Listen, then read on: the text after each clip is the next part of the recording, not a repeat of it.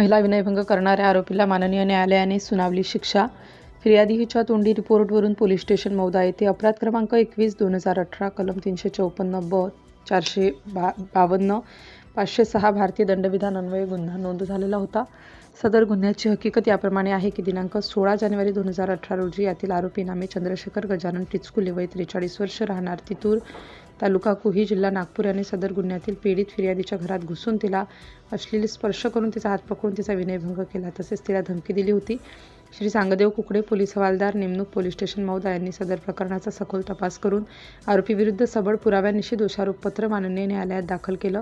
दिनांक 6/5/2026 रोजी माननीय प्रथम श्रेणी न्यायाधीश मौदा श्री पठाण यांनी नमूद आरोपी नामे चंद्रशेखर गजानन टिचकुले वय 43 वर्ष राहणार तितूर तालुका कोही जिल्हा नागपूर यास कलम 354 ब मध्ये दोषी ठरवून 2 वर्ष साधा कारावास व 3,000 रुपये दंड अशी शिक्षा सुनावली आहे.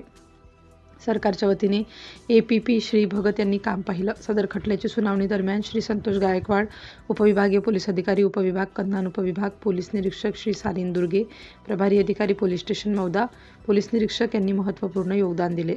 कोर्ट कामात पैरवी अंमलदार पोलीस अंमलदार सतीश मोटघरे बॅच नंबर 74 यांनी मदत केली. सिटी इंडिया न्यूजसाठी नागपूर जिल्हा उपसंपादक अनिल ढोलवार.